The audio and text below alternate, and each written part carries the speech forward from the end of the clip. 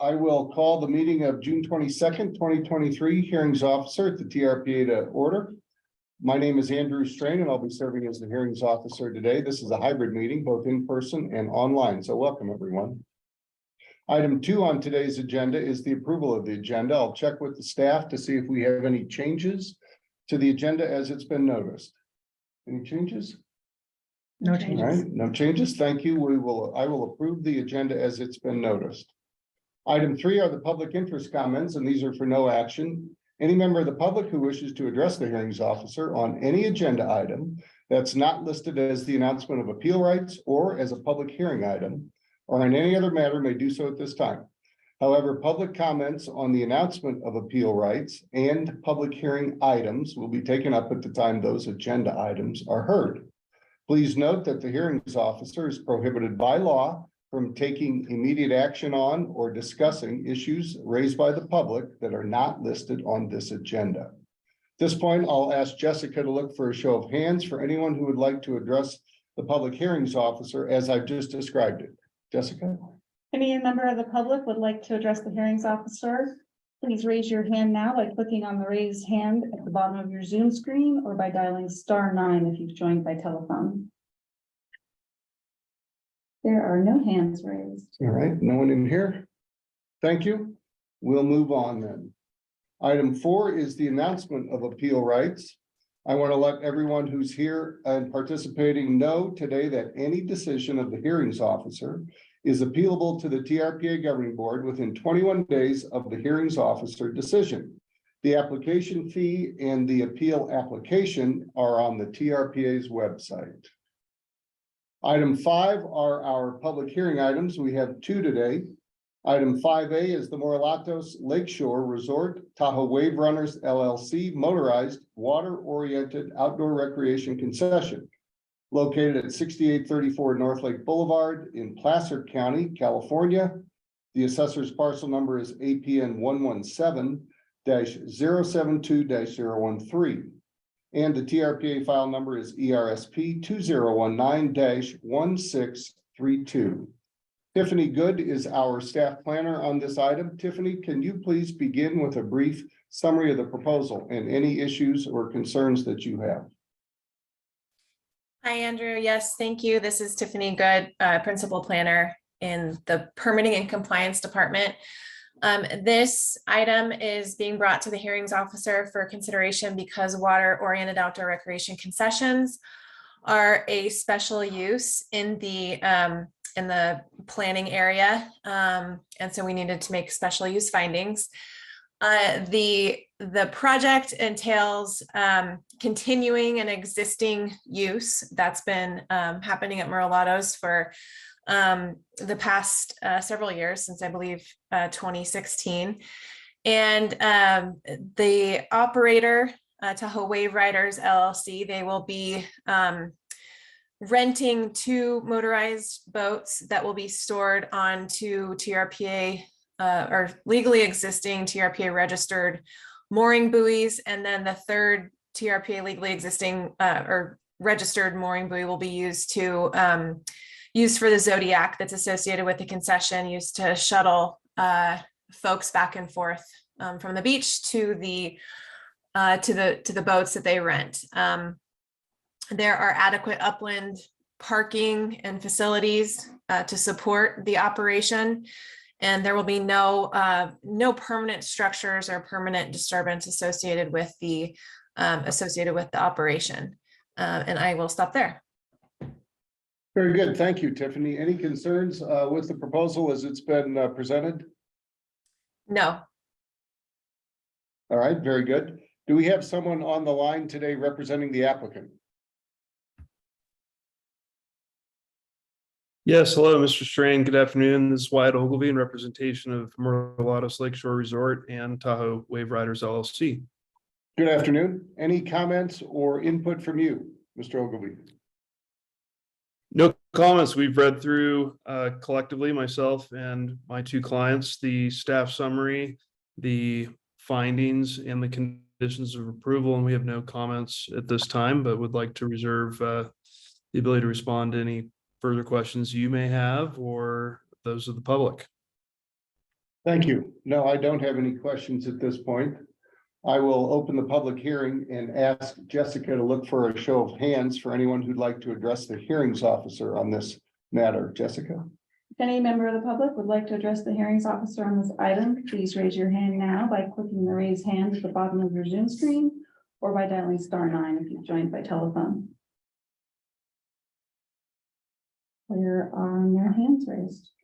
All right, thank you. Anyone in the room who would like to offer public comment? Seeing none. Tiffany, did we receive any written public comment from anyone?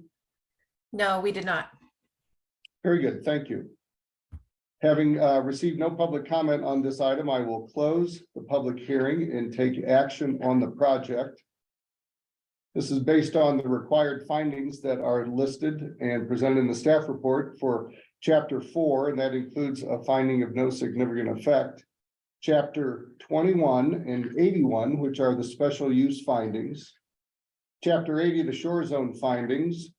Chapter 84, the water-oriented outdoor recreation concessions. And the rationale on which those findings are based, and including the conditions that are shown in the draft permit. I will make those findings as required, based again on that information that's included in the rationale, and will approve the draft permit as it's been proposed. Thank you, and let's move on to item B.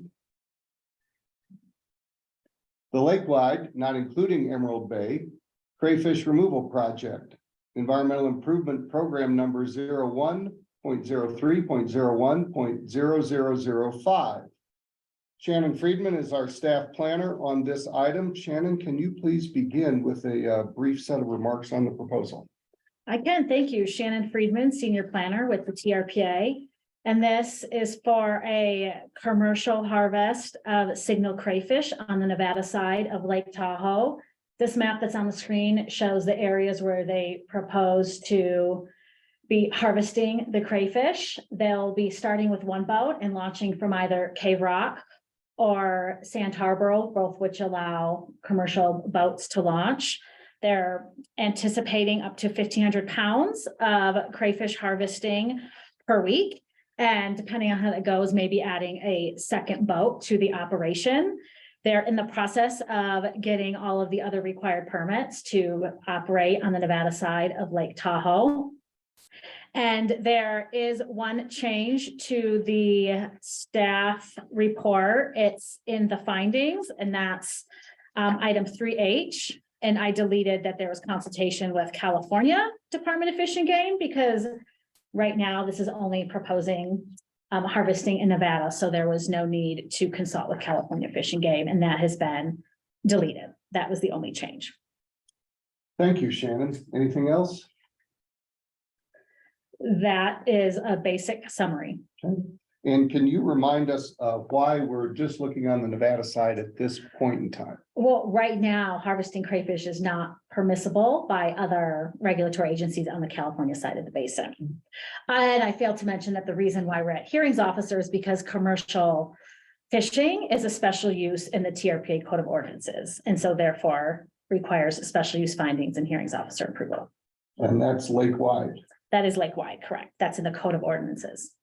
Do you Sure, sir. anticipate, or do others anticipate, that the California side will change its policy or regulations anytime soon? Any ideas? Dennis? I was under the impression that they were allowing it, but there may be some changes in opinion over the last couple of years from any kind of take permit for fish or crayfish, regardless of their invasives, and you may know. Yeah, I've been looking into. Yeah, it. and can you please, I'm sorry, identify yourself. John for a record. Studi, Sierra Lobster, the harvesting operation. There was a law passed in California in 2016 that would allow crayfish harvesting in the lake on the California side. I think the governor signed it, but it has never gone through a permit change. So the law has changed, but not the permitting process. And right now the permit says no crayfishing east of Highway 49. And that's to specifically exclude Tahoe, because there was a law passed many years ago when someone from Scandinavia was taking them out as science samples and sending them to restaurants in Sweden. And so they made that law. And they haven't changed, they've changed the law, but they haven't changed the permit process. I wonder if they change the implementing regulations or? I did ask, I ran into a fish and game warden a week or two ago at Cave Rock and asked him if there was any moves to change, and he was not aware of changing the permit process at this point. So this prohibition sounds like it's not related to Tahoe exclusively. It is, because they use 49 as a barrier, so you can't go east of 49. That's specifically to rule out Tahoe. Yeah, The 49, you don't mean 89. 49. 49. So you can commercially fish in California west of 49. There's not, much, I guess, Jenkinson and Ice Yeah. House. and all those places. If they just change If they those, have- those words in the permitting to Yeah. allow it east of 49, everything would change. Okay. and we can follow that, and if Yeah. it changes and you're in operating it, we can address that and allow you to expand your operations if it Great. becomes permissible through other Mhm. permitting agencies. Mhm. And would that be Fish and Game? Fish and wildlife, yeah. Fish and Fish- oh, Wildlife, sorry, they and then you changed would also their- need a yeah. permit from like California State Lands Commission as well. And trying to think of anybody else. Well, I've had to go through a little bit more than previous ones, so had to get Army Corps of Engineer. I'm complying with nationwide permit number 4 of the Army Corps, which then triggered to get a water quality certification, Clean Water Act, section 401 water quality cert from the Nevada EPA, and that would probably on the California side lead you to La Hontan Yeah, Water Board It was. for a 401 cert. Yeah. I had some experience doing that in my career. Yeah. And so those are, the minimums. EPA, Army Corps, Fish and Game, Fish and Wildlife, those would be the minimums in the TRPA.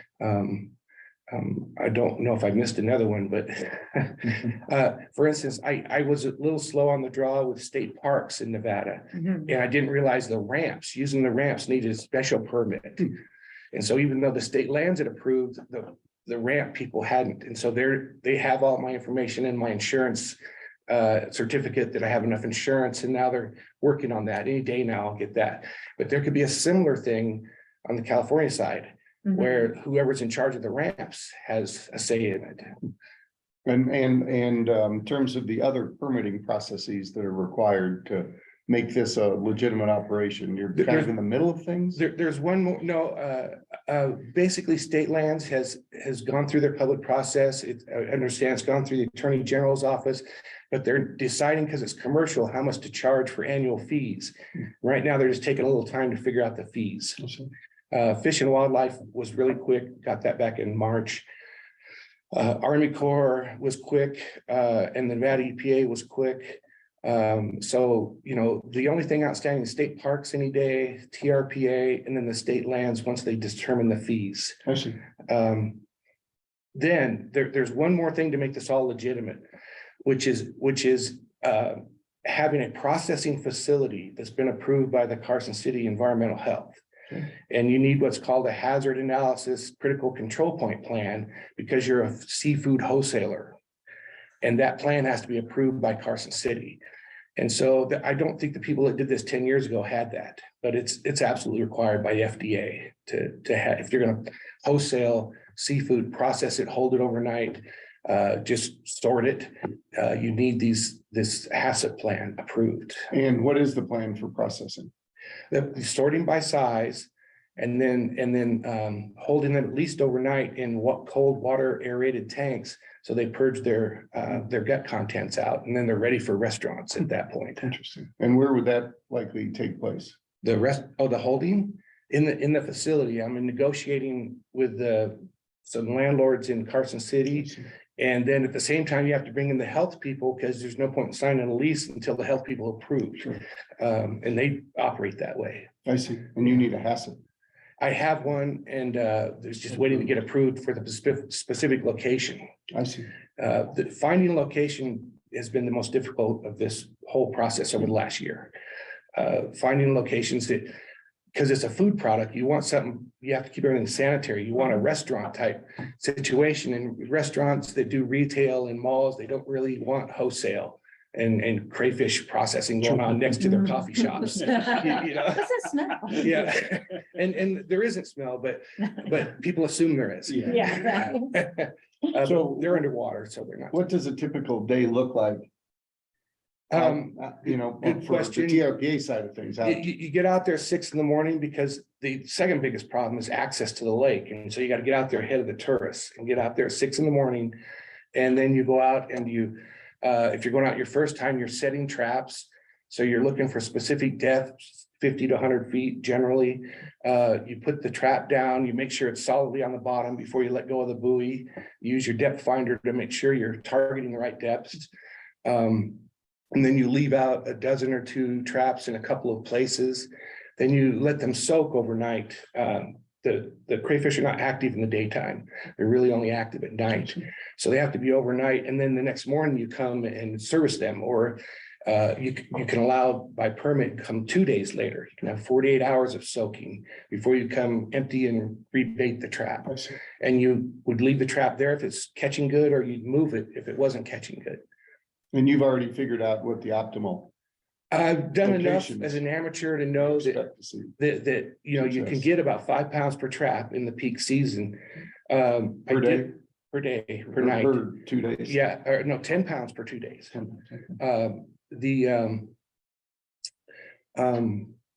Yeah, so that's basically it. I think I was gonna answer a question, but Nope, that was Okay. it. How do you determine where to look? Or set traps?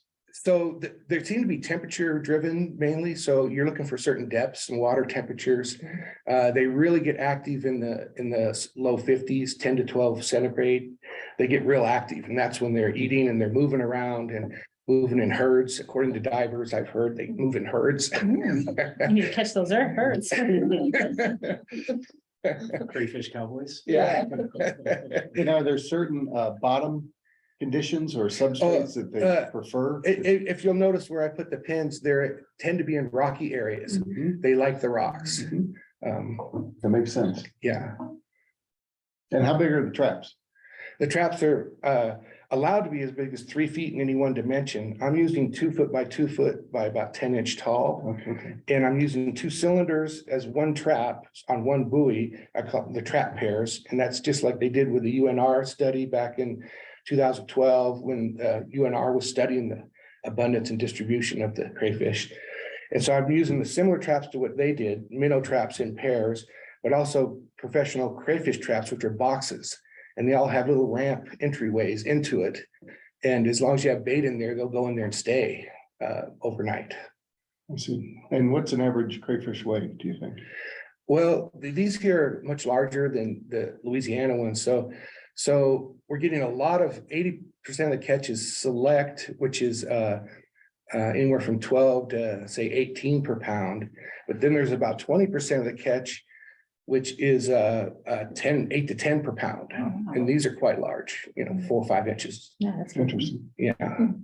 One of the issues that Shannon and I talked about ahead of time was how the recording would work. And Jessica, can you please Oh, yeah. bring up the sample? I thank you for providing a template or an example of that. And this is information that is required monthly, and you This list looks it like by the day. Nevada Fish and Wildlife. Yeah, I forms. think there's similar requirements. And so Yeah. this you could deviate from, but this is the sample that others have used Mhm. and just provides all of the information that's required as part of the permit. And part of the intention of this being an EIP project is to be able to keep track of how many crayfish are being removed from the system. And then also, like, if you get any incidental like natives, that you put them back, and just keeping track of that so we can see how successful it is as a project that supports the removal of invasive species in Lake Tahoe. Very good. And Dennis, will your team play a role in this? We haven't in the past, there hasn't been much. We certainly are willing to in any way. This is definitely something the AIS program is interested in. They're voracious predators, have pretty devastating impacts on the native benthic organisms. So if there's ways we can help and facilitate maybe conversations at the California level, certainly eager to do that. Would you be someone who, or your team look? I can Look review at some of these these things. reports, Yeah, yeah, we that's- haven't done it much, so this would be new. Okay. But certainly happy to participate any way we can to help it. Good. Anything else that you wanted to? I just wanted to ask, what's the bait type? There's some crayfish, the wildlife people have certain restrictions on their special use. So it has to be canned. Or you can use crayfish from a previous catch as bait. And I'm just starting with that and it seems to work. Good. One thing I've noticed about them when they're in the tanks, they're not cannibals in that they attack each other. But if one passes on, the rest of it latch on. That's dinner, you know? So I'm using this canned tuna bloodline, it's called, from a professional outfit in Oregon that does it for crabs, lobsters, and crayfish. And so that comes in the cans. Then also there's an attractant from this company called Crayster out of Idaho. And this crayfish attractant is salmon eggs and fish oil.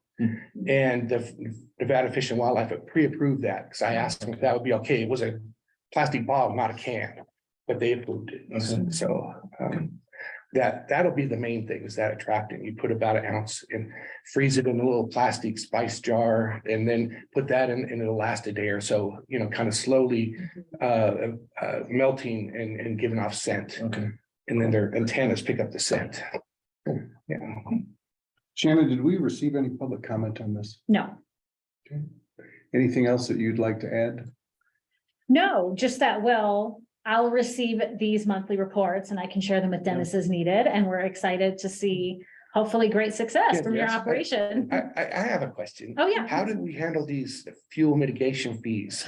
Do I turn in a number of day trips or trips each month or? It's a one-time fee. And so based on what you put, I think it was X amount of trips, I'm looking for it. So it would be a one-time fee that you would pay. And so just before we sign the permit, you would need to pay that. And it's, we can talk offline on what that would be and how you can get us Okay. that money. That's part of the permit. Yeah, that's part of the permit and that's the air quality mitigation fee, just to account for the vehicle trips that are associated with the commercial operation. Yep, I see it listed as a condition. Yeah, Very good. Anything else, Shannon, no, Dennis? No, just that we are excited to see this succeed. Any other input or comments from you? No, I'm happy to be here and get going here. Good, thank you. This is a notice public hearing. Jessica, I will now open the public hearing and ask you to look for a show of hands for anyone who'd like to provide input on item 5B. Any member of the public would like to address the hearings officer on this item, please raise your hand now by clicking on the raised hand at the bottom of your Zoom screen or by dialing *9 if you're joined by telephone, or raise your hand if you're in. There's no hands raised. Very good. Thank you, Jessica. Seeing as we have no public comment to be offered on this item, I will close the public hearing and take action on the project. Based on the information that's provided in our staff report, and this includes the findings and the rationale on which they are based. That's chapter 4, our required findings, and this includes the FONSI, a finding of no significant environmental effect. Chapter 21, which are the special uses findings for commercial boating in the lake zone. Also chapter 80. Chapter 80, and I think those are the two chapters, chapter Correct. 21 and chapter 80. Yep. I will make those findings as required based on the information that's included in our staff report and their rationale. And also approve the permit, the draft permit, and that includes the conditions of approval that are listed in the permit itself. That will conclude action on item 5B. We'll move on to item 6, which is adjournment. Well, can I have to say one thing? Is John on the line? No? No, okay. No, okay, sorry. I turn it over to you. You turn it to me. This is Andrew's last meeting today, so I want to say thank you, Andrew, for all your service. You've been a pleasure to work with. We have a little gift for you over here. Well, it's very nice of you. So we can. It's been wonderful having you through thick and through thin, and we appreciate you very, very much, so. Yeah. It's very nice. Thank you. Thank you so much for your service. Cool. It's been my honor. This is an amazing team you have, and it's been so great to work with everybody. Jessica is the kind of our newest member, Yeah. stepping in, and I knew within a couple of meetings she'd have it figured out, and she could do this without me. It's been wonderful. Thank you for the So thank opportunity you to serve. so much. It's so been much. I really absolutely my appreciate it. pleasure, and we are all better off, and the lake is too, because you're all here, and I mean that. So thank you Play a for role. everything you do every single day to show up here and make a difference. It matters. I'm proud to be, playing a role in it with you all. Yeah. Thank you. You've been a great partner. And if you're ever interested, the Nature Conservancy, the Nevada chapter, we can use your support. It's a great chapter and we have a ranch down in Genoa called the River Fork Ranch where the two forks of the Carson River come together and it's a beautiful It's on place. Genoa Lane, correct? It's on Genoa Lake, just downhill from downtown Genoa. I think I just saw Yeah.